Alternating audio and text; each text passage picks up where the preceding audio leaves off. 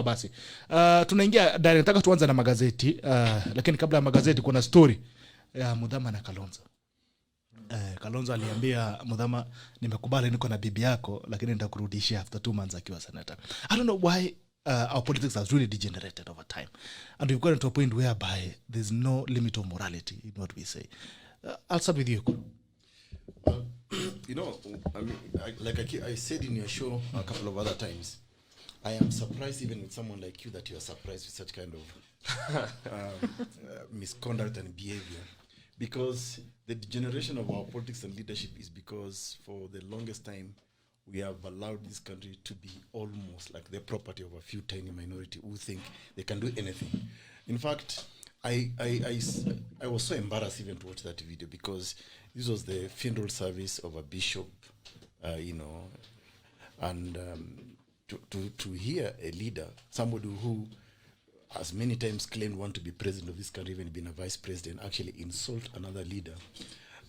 And of course I was worried there was going to be a scuffle or fighting in church because I saw Mudhama was charging. So it's just the poor quality of leadership we have been used to for a long time. And because they actually believe that it's only them who can lead this country. And that's why you can even see now with the BBI nonsense, it is the country is being shepherded into one monolithic thinking, and yet there are some of the people's education who are championing it. The education is even questionable. But we have given them the space, you know, to be the leaders of this country and to assume it's only them who can speak for this country. So yeah, so I'm not surprised at all, you know, at that degeneration. But I'm just surprised Kenyans are surprised. Karori. Okay. What do you think? What Kalonzo say? No. What must be understood is that with the time, Kenyans have realized that violence begets leadership. If you do not have a violence, you might not win an election. And that is why you see even people for the longest time, they have sold their brand of politics as being siasa safi, Kalonzos of this world and other people. They are resorting to violence because they have known that violence, it is through violence that some people go to leadership. Ask yourself, Raila Odinga, what is Raila Odinga without violence? He has gotten to where he has gotten because of being violent. And some people we know, they were rewarded over a whole city because you arranged for a revenge against another community. So this violence is part of our political hygiene and we can't run away from it. You being surprised that leaders are tolerating violence, it is in itself a show that you are occupying an ivory tower somewhere. And we are telling you welcome to the world where Babu Wino is a leader. We saw it in Msambweni. We saw it in Kibra. Where in a normal context, they say power doesn't yield without a fight. But in Kenya, we say power doesn't yield without violence. But the other thing that was interesting to see, and as a matter of principle, I don't appreciate politics that degenerates into family things, saying I'll bring your wife, your kids. Yeah. It runs on the politics as we know it should be politics on ideology. I support EKURU AUKOT because of his view on taxation. I support Professor Muluka because of his view on devolution. That is how we should do. But I'm glad also politicians are no longer inciting Kenyans alone. They are inciting themselves. We are making progress. So you're happy that finally the politicians are fighting? It is good to see that 60-year-olds can also charge towards each other. It's so that they don't use the people's hands. But on a serious note, and as a finality to this, it is very disturbing that on a funeral of a bishop, people mobilize crowds to come and cheer them in a requiem mass. Yeah, we have gone that low that we have to mobilize crowds to come and cheer somebody in a requiem mass. And we are 15 or 16 months to the general election. What will we be doing 6 months to the general election? That's interesting. BARRACK MULUKA. EKURU AUKOT says you are living in an ivory tower. And I appreciate because the madness in this country is crazy. Because it is the tower of hope in a society whose values an insect has eaten. And we have lowered the bar so much that it is taken as a matter of course, as Council Karori KIPCHUMBA says, that everybody is expected to operate on the script and language and activities of violence, because that language is itself already a manifestation of violence. And we do not, as a people, hold our leaders to account. You know, today, Friday, the 12th, is it the 12th? Yes, I think so, yes. Yeah, Friday the 12th. The chairman of the 2020 Tokyo Olympics organizing committee, Yoshiro Mori, is resigning. Japan should be about 5-6 hours ahead of us. So he has probably already resigned. And he has resigned, he's been forced to resign because of careless pronouncements, a slur against women. In a meeting, a closed-door meeting, he suggested that women talk too much. His offense is using the expression, women talk too much. And therefore, in a meeting, the number of women should be reduced, because if you have many women, they are going to waste a lot of time. They talk too much. A slur against women. What Kalonzo I'm the one using this one, and I will return her to you And I'm done. when I am done. And this country ought to hold this particular individual to account. And just like Yoshiro Mori, he should not be allowed to get anywhere near any public office. You know, Bitok, I think Kalonzo just brought out his best immorality as a father, as a husband, as a leader. He didn't substantiate what he meant by I'm using and I'll return her. That's also insulting for somebody of that stature. And of course, now we begin to question even our own mannerism as a country. You know, one of the geniuses of Kenya's constitution is a chapter called Chapter 6 on leadership and integrity. In other words, Kenyans said that they want a certain type and character of leaders to occupy public office, and that when they're in that public office or public space, they cannot bring disrespect or demean that office or disrespect the people. So what we're actually seeing here is that we have a beautifully written Chapter 6 on leadership and integrity. Actually, by the way, it is the only constitution in the world that actually has dedicated a whole chapter on leadership and integrity. But look at the people we call our leaders, insulting each other in a church, before bishops, before children, before wives, before everybody. So I see, for me, what Kalonzo did is just a failure of leadership, both in the political arena and also in the church. Because why would even the church leadership allow such kind of talk? And Daktari, what you said to the upcoming generations. Of course. That when our children look at Kalonzo, attired in his exquisite suits and striving his afro hair in shame.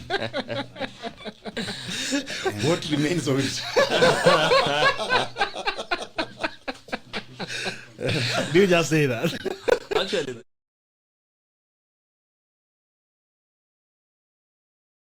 all that he said, Bwana Asifiwe. Bwana Asifiwe. And his transported crowd will say amen. You know, for a minute I wondered, what are we sifuing Bwana for? Yeah. For a man insulting another man's wife? The bar is extremely quite low. low. And remember that he's doing this, as we have said, within the environs of one of the pillars of our moral and ethical rectitude. We must wonder what is done away from the shrines, if this is what is permitted in the holy places. You know, look, let me remind the viewers. Right. There's a time we came to this show, and I remember Bitok asking you, why do Kenyans want to kill each other over a 264 article document called the Constitution of Kenya 2010? Look at what's happening in church. We can't even live by just 10 commandments alone. 10 commandments. Yes. Yet we are out here going after each other's neck because of our 264 articles of the Constitution. But the 10 commandments that says, do not kill, do not lie, and which are divine, in nature. Yes. And our 264 are man-made. Exactly. Yeah. And we are violating the 10 commandments in a church that are God-given. Exactly. Hata tuangalie magazeti. The Standard says 8 versions of Nyachae. Yesterday was the burial of former cabinet minister Simeon Nyachae. Burial? No, the burial, requiem mass. Apologies. Sorry. I think 8 versions of Nyachae, tributes to Simeon Nyachae, former MP, powerful administrator, and cabinet minister were on show yesterday, revealing unknown sides of the Gusii kingpin. Even at some point, Raila Odinga said Nyachae accused him of betraying him because they had a pact earlier that he was going to support him. Then he jumped and supported Kibaki for presidency. All right, so that's the Standard. Standard doesn't have really a lot of good news. It's about Valentine and all love and all that. Rest for CJ seats our panel set to vet applicants. Kurudia Mulio finds love at the divorce. Hiyo ni mambo ya social. Haya, ODM meets today to discuss party's flag bearer and Vivi. Why party's flag bearer? Okay, Daily Nation. Double pain for City Expressway. Burden taxpayers to foot the bill of relocating utilities and compensating people who will be displaced along the way, and then cough up more each day. Each time they use the 27-kilometer road. The expressway begins at the African Island Church in Mulolongo and terminates at the James Kishuri Road Junction in Westlands. You're going to pay double for this, all right? There's also another story about NASA. NASA deal. Kalonzo Mudavadi won Raila blocked from 2022 contest. The two won Mr. Odinga, who was NASA's presidential candidate in 2017 election, to honor the coalition agreement pact. Haya ni mambo ya siasa ya NASA. Naswa. Haya. Naona pia university to focus on giving students practical skills. Story pia Rutai allies planning mass Jubilee exodus. Nyachae accused me of betrayal, that is Raila Odinga. Kalonzo Mudavadi in drive to bar Raila from presidential race. I think we look at three things from the newspapers. The People Daily, the headlines was about widows, border widows. I want us to look at 3 headlines. Why impeaching Ruto is not a walk in the park, that is the Star. And then there is a story about Kalonzo Musyoka and Mudavadi trying to bar Raila Odinga from running for presidency. Then there is the issue of MPs leaving Jubilee Party. Tuanze na mambo ya NASA, siasa ya NASA. No, tuanze na mambo ya the pain of expressway. The kind of investment that happens in this country, who puts the thought in, the benefit of the mwananchi? This expressway, we were told, is being financed fully by the Chinese or whatever it is. And we are going to pay back using the toll. Right now, we're being told to cough up taxes to pay and compensate people. Go in quickly, Aukot, as we also take it on the panel. Yeah. Well, infrastructural development in Kenya, and I think now we should just rest this matter. It's been a stealing, a thieving avenue. We borrow to steal. In fact, if you look at the statistics, I think we borrow to steal about, is it 700 billion annually? 758 billion annually. So nothing goes into developing this infrastructure. So the money that we borrow to bring this service so that Kenyans can enjoy actually ends up in people's pockets.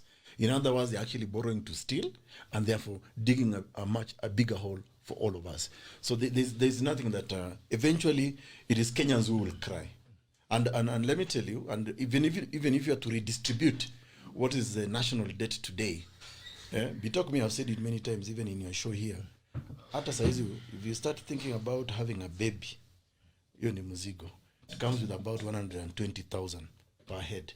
Every time you give birth, you're giving birth to a loan. Yes, to a loan, which is worth about 120,000 Kenya shillings per person.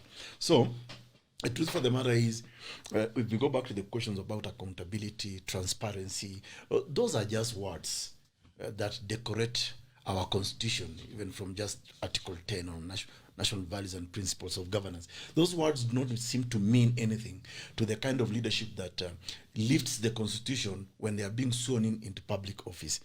It's a lie. Parliament is dead, as you know. The so-called opposition, people have been claiming to be opposition, can no longer even speak and say anything against government because they are already in government. So Kenyans are on their own, and that's the sad reality. Yeah. Okay. So, yeah. Karori? I think it is unfortunate that we have reached a point whereby instead of budgeting for infrastructural programs and projects to help the life of Kenyans, we are budgeting to get away with the 10%, to get away with those foreign money commissions. We have gotten to a point where It's no longer 10%, it's more than 10%. actually what happened is that 10% was reservedly for the Kibaki era kurudi nyuma. Siku hizi imepanda. Nowadays people don't need 10%. People eat a quarter of the project in the name of actually when you look at those things you can know where they come from. There are things like commissions. It is 3%. When you look at the treasury books, they say whoever comes with the money will get 3%. You will see, and the people who get the 3% and the same people will come with a consultant for the project. So we are budgeting. Actually, it is a budgeted corruption. What others development studies call development corruption. But the most unfortunate thing is this: they say that thing is a PPP. Where is 5 billion coming from again? In a public-private partnership program. And then this one is a build, operate, and transfer. So why would it gobble another 5 billion for what? But the other question you ask yourself is this: as a road user, there are infrastructural inconveniences that have been meted on the road users of Mombasa Road. Who will pay for that? The inconvenience, the cost in terms of the fuel burned. Who will pay for that? Will this company, and does the PPP has a clause to cater for that? Does the PPP also say where the road will be reduced? Because there are places within Mombasa Road which was a three-way. But now, after that thing becomes operational, there are places where the road will have to be readjusted. At whose cost? And when the Mwananchi faces that inconvenience, who bears the price? At the end of the day, that is what we need to budget for and ask ourselves. The other question, was it necessary? Was this expressway necessary? Because we assuming today I live in Kibra or Githurai, I will never go to the airport. I use Mbukinya to my village in, let's say, somewhere in Siaya or in Keroka. Why will I pay for the expressway? There are some of the questions we need to ask. Why do we pay so much to sustain the elite in this country? Because at the end of the day, the people who use this airport, let's say in our lifetime, in the 50 million Kenyans, they are not more than 1 million. But why do you force 49 to pay for the 1 million? I would have understood the point if we were making the road from Nairobi to Busia or to Malaba. At least in your lifetime, a Kenyan will use that road. And then when you look at even in terms of economic growth, it spurs the economy. But what we are financing here is the same as financing the electricity going to a chief's place. What will the villagers benefit from electricity going to the chief or the village elder? Maybe he'll be going to watch news. BARRACK MULUKA. I want to take a slightly different approach, maybe the same perspective, but a slightly different approach. First, I think development is a good thing, and development comes with certain discomforts and inconveniences for the time being. But those who are responsible for the implementation of that development must be sensitive to those discomforts. If you are in a different part of the world, you'd be seeing a lot of signage all over the place.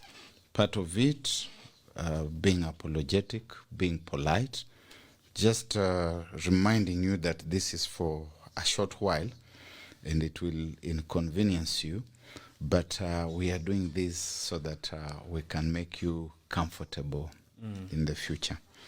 It also becomes part of a public discourse and conversation.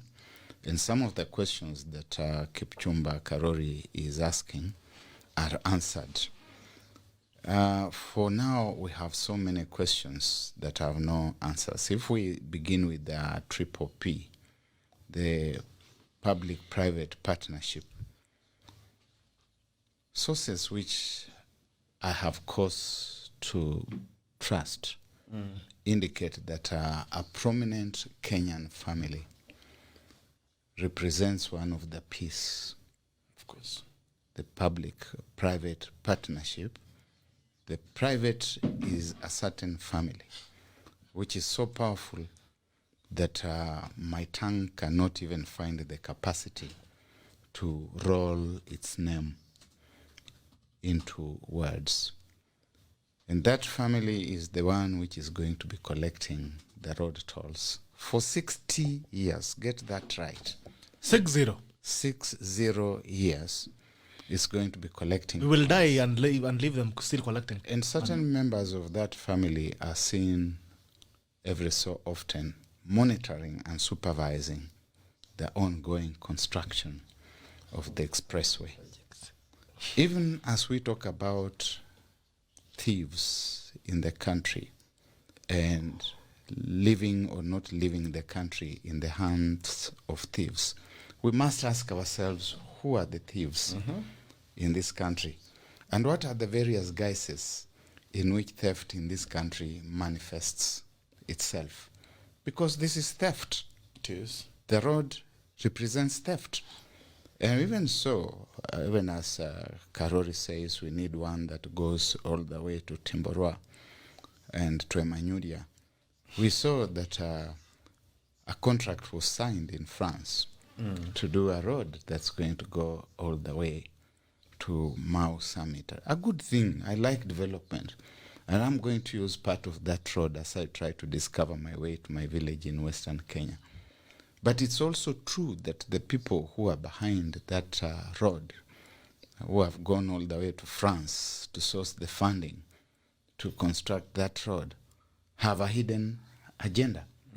The same business guru from the powerful family that is going to be collecting taxes on this road for 60 years. 60 solid years. Those are 3 generations, eh? Because if we take a generation in Kenya these days, is 20 years. You get a baby today, in another 20 years, that baby gets another baby, and then another 20 years. 3 generations, you are going to be tied down to this family paying taxes to it. And we also know that we have seen elsewhere the taking of Terminal 2 in Mombasa by the same family. We know that another family has been given the port in Kisumu. The place has been fenced off. When we talk about stealing and thieves in this country, who are they? Bitok. Why don't you just name them? My friends. Let's be brutally honest. We We try to be brutally honest. We need a national conference of thieves in this country. Oloka still, We need- the weather is not very good. We need a national conference It's a of very thieves chilly in this time. country. Well, what is happening to Sonko is scaring everyone. Sonko is a chicken thief. And you see, Moloka did not come with a jacket. He has one. Oh, at least he said. Sonko, what Sonko has stolen, and I do not apologize for him or justify it. But when you read Ngugi wa Thiong'o, Devil on the Cross, for those who are able to Shaitani Mutharabaini, you find there's a conference of thieves somewhere in a place he calls Silmorog. And each thief must come and say what he has stolen. His arsenal, his wherewithal, and what he does with what he has stolen and how he lives. And the first person, of course, to get on the stage is a petty village chicken thief who embarrasses the thieves. And thieves, if Songo has been stealing of that caliber, are an embarrassment to thieves because they are proper thieves who can steal through the SGR and will make sure that it ends up on their premises.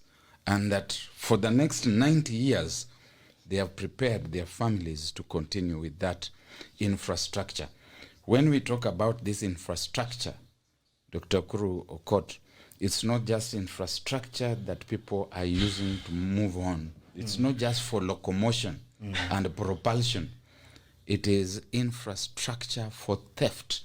And you have put it there for yourself, for your children, for your grandchildren, and for your great-grandchildren. So we need a national conversation. So Bitok, what's emerging here from the description that has been ably put by I don't know why his tank has refused to spell.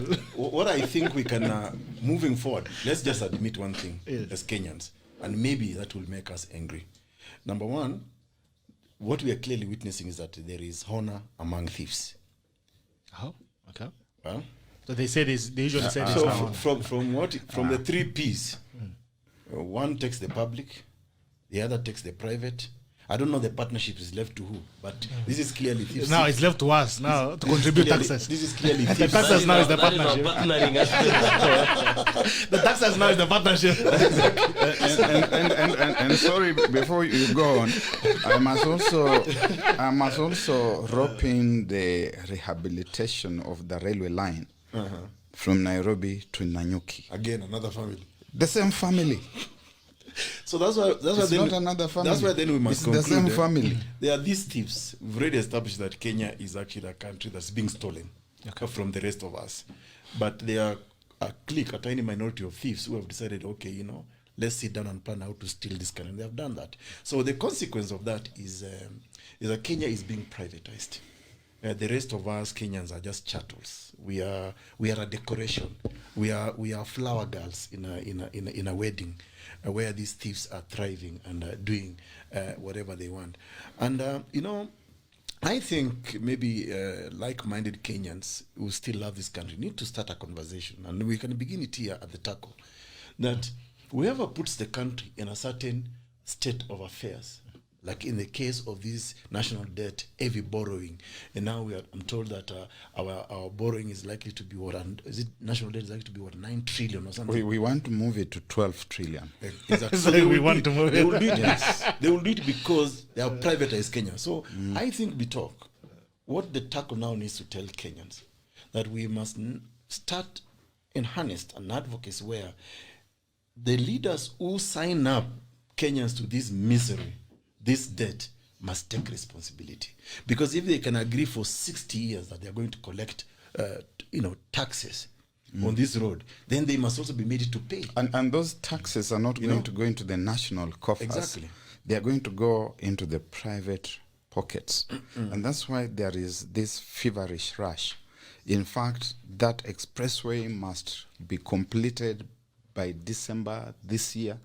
It is important that the gatekeepers of that project must still be in power, because next year is going to be a changeover season, and they must still be in power by the time that thing is sealed and given the seal of approval, and the private partner begins collecting. And that private partner is using our taxes. And then from a legal perspective, I don't know what KIPCHUMBA thinks. You see, our law allows people to take personal responsibility for their actions. And the law punishes you to that extent. So we are excusing these political thieves because we're just calling them politicians or leaders. But our law is not being applied as it ought to be. That somebody in a public position who makes a mistake or errs in the delivery of service must take personal responsibility. That's why we talk of impeachment, censure, removal from office, suspension, and all those things are all legal. But unfortunately, we are not applying to these thieves who put us into this state of affairs. So we need to bring back We are not a constitutional the legal philosophy that really underpins our laws, right from the constitution to specific legislation. Right. Why should a politician who has put us in this kind of state of affairs get away with it? Good question. I mean, look at what's happening in the US, in the United States of America. Yes. Donald Trump is being impeached even after leaving office because of his incitement. Even after he has left, he's still being Even after he impeached. left, because they're saying you cannot do bad things just in the last week of your presidency and get away with it. We'll Because still you have impeach left you in your office. absentia. We'll still impeach you. All right, what are your final thoughts on the But same thing? there is something Kenyans, and as the good doctor is talking about, Dr. EKURU AUKOT, Kenyans have not been angry enough. That is the problem. 2, we have taken things for granted so much so that when somebody does something that ought to happen ordinarily, Bitok, haven't you seen it that in this country we are the only people who celebrate people who do their work? When a policeman stands there and doesn't take a bribe, we celebrate them. We are not supposed to celebrate them. That is why we pay taxes for. The other thing, we need to learn a little from what happened in South Africa, the state capture. Look at what the top 10 families in South Africa have done to the economy. The Oppenheimers, the Ruperts, the Guptas, all those people, they have held the economy in ransom so that the economy does not run on the priority of the normal person. The economy runs on the priority of the rich. That's what we are doing, and we need to break down this. I'm not a good economist, but I have organized my small economy in my house and other places, and I have seen it is working. What I'm saying is this: if today I borrowed 10,000 shillings Bitok, I can feel the impact in my house. You can't borrow 10 billion and we can't feel the impact. Exactly. You borrow money on very high rates, those commercial loans, on exorbitant rates. That's not the problem. The problem is some of the terms you agree with are not terms that promote even manufacturing in this country. They do not promote employment of our young people. You go and borrow money in China and you come with all Chinese prisoners to this part of the world. What happens to our Form 4 leavers? They are left to look for a wheelbarrow or other things to try and survive. No, or even our own prisoners. Even as we have our own Yes, prisoners. yes. Why can't we use our own Nobody has a monopoly of prisoners. Yeah, actually, now those are the questions. Secondly, we allow some of these Chinese people to come to this country, import things on a tax-free kind of an environment. Look at what happened in SGR. People are clearing things without any taxations. You are told this is for SGR. That is why we ended up having Chinese people selling even jikos in this town, because they came with jikos as merchandise for SGR. But moving forward, what must the people who mean well for this country do? Speaking out alone is not enough. Some of the corruption, and the highest amount of corruption, is legitimized at the ballot. Come out and vote for the right people. What happened when EKURU AUKOT put his name in the ballot? You turned around and voted for the people. Voted for him. You turned around and voted for your tribal lords. So Kenyans. Why are you crucifying yourself? No. At times, Kenyans don't need a reason to cry. They should cry for their own actions. Bitok, the ballot is where we can end corruption. If we send home some of these hoodlums, we will make progress. Ballot. Assume, for example, Bitok, every year we send home leaders. We change like diapers. We change completely. We will make progress. The new thieves will not have time to organize themselves. When you're trying to organize yourself to steal, you're gone. You are gone. What happens here is that we have thieves who have organized themselves and entrained for the last 40 years. Removing them, even the people who are now talking about fighting corruption are a product of the entrenched thieves. How can they fight corruption? And the other thing, why now we are the only country in the world where we discuss how we ask the person occupying the highest office that please hand over power? It is because of these projects. People have vested interest in projects. If it was in a normal country, look at what Kikwete did. He served people and disappeared. He's in the village somewhere doing other things because they did not invest in projects which they need to protect. Look at what Mutunga is doing in this country. He is enjoying, at times I see him in the streets of Nairobi, a very peaceful man. No you pressure. can't know that he's 70. He was here, But isn't he? look at our politicians. A politician is 35 years old. The bald is bigger than a man who is 90. Why? Because they have so many worries stealing from us. And those are the Right. things we must say. There are two things I want us to The go. reason So that before you get the politicians, business and of we'll the come to day. it, this topic is very important. The reason politicians, even the worst of the worst, all of a sudden become rich because we have allowed the commercialization of politics and leadership in this country. And that is the aspect of investment. So that today, where even Muluka here with all the nicest and fanciest English he has read and the people he has taught, in the UK, a villager, And I don't mean disrespect for villagers. Especially not those of them. Exactly. So because you go and shout the loudest, use the vulgar language in church, in funerals, and get elected as an MP, the next thing he is rewarded by a motor vehicle worth about 5 million, a house 25 million, because we have commercialized our politics. EKURU AUKOT knows that I'm not electable. Certainly not in this country. Kenya does not elect people like myself, because when I go there, I start talking about policy. I start talking about the dreamland that I want to transform that constituency into. And people start getting restless. They start saying, you are wasting our time. Give us what we want. Untie us, release us. Yeah, release us. So that is part of the... In my village, we say Tiana. part I of leave the the top Yeah. from saying your words are good. yeah? Clear with me. You know, we must look at the anatomy of theft in this country and accept that if we are going to sort it out, the electorate must also come in. We must make that decision at that level. Of course, I know that I'm simplifying a fairly complex issue, because you are also talking about people who have been traumatized and who have been dehumanized to the extent that they are the victims of the system. We cannot quite call them the architects. But have I not seen also people who are well educated, middle class, professionals, also saying, give us also our share if you want us to support you. What See, are you? Muluka, when I ran for public office, the people who discouraged me the most Yes. are people like you I'm seated with here, friends. Yes. They'll tell me, EKURU, you're from Turkana. How many are you? Do you even know how many Turkanas are in this city? How much money do you have?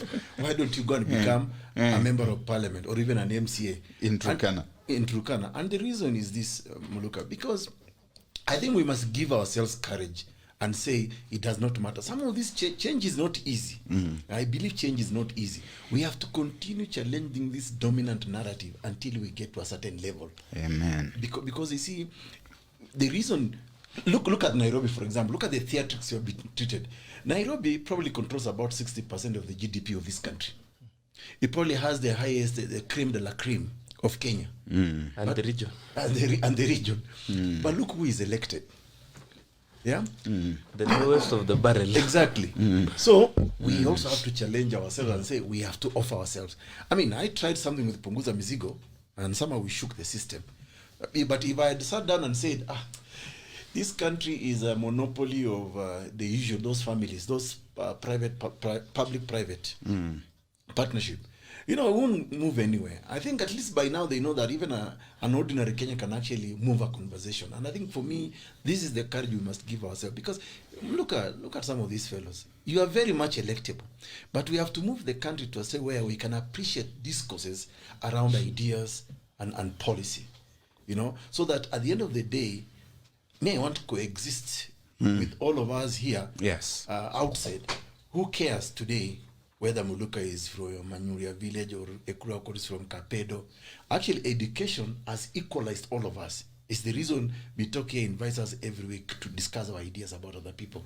So we should not accept certain narratives. Because even some of these people, no pun intended, even their education is very questionable. Yet we are allowing them to chaperone us into a certain direction, which actually is the wrong direction. Because, how do we deal? I look at myself now in my 40s, going to 49 this year. I feel pain for my daughters because I don't know how long I will live. Because if you look at the lifespan of Kenyans now, you can go anytime. But those kids, you and I probably have been hardened even by these people. Yes. Do you think our children has actually been hardened? And that's why And you don't have an expressway. That's why I get we don't have a 60 year. I get very You don't worried have a 60 insurance. when I see that someone has put in place infrastructure that is intended to siphon public funds to the family kitty, and it is already an overloaded family kitty. It is bursting to the seams, because indeed when we talk even about theft, and there's theft in this country, we should look at something that we call old money. Kuna pesa za zamani ziliibiwa zamani, na kuna watu wameridhi hizo pesa ambazo zinaliwa mpaka saa hizi. There are people who can tell you, I'm still eating what my grandfather left. I have not even started eating what my father left. Nor have I started eating what I have made myself. And the children are also being inducted into the art of theft, of stealing. So it needs to worry us. We must question new money. If you have new money, you tell us where it has come from. Aukot, I've known you for a long time, for a significant portion of your 49 years. I have known you. There are also people I have known for a longer time, because I've been around for close to 65 years. And when you see someone suddenly become rich, of course you say you should ask, ametoa wapi? But I think it's also important that we must ask, even of all the money, where did it come from? The fact that you are the beneficiary of what your father stole, or what your grandfather stole, or your great-grandfather stole when he was a colonial chief, does not preclude you from interrogation. I go back to my earlier thesis that we must have a national conversation on wealth, on theft, and people must tell us, hizi pesa walitoa wapi? Na unapokuja, rais amesema vizuri tu kwamba hata achia nchi mwizi. Raila Odinga ametuambia kwamba wizi unatoka kwa the Kenyatta family. Sio mimi nimesema, na Raila Odinga ninaweza kupeana kanda zile ambazo amesema kwamba this has been stolen by Uhuru's sisters. I'm quoting him. This has been stolen by Uhuru's brothers. This has been stolen in certain spaces that I don't even want to go to in that family. Uhuru anapotuambia kwamba hata wacha nchi kwa mikono ya wezi, ni akina nani? Ni dada zake? Ni ndugu zake? Au ni akina nani? Inatakikana atueleze. Kuna pia swali lingine lazima uulize.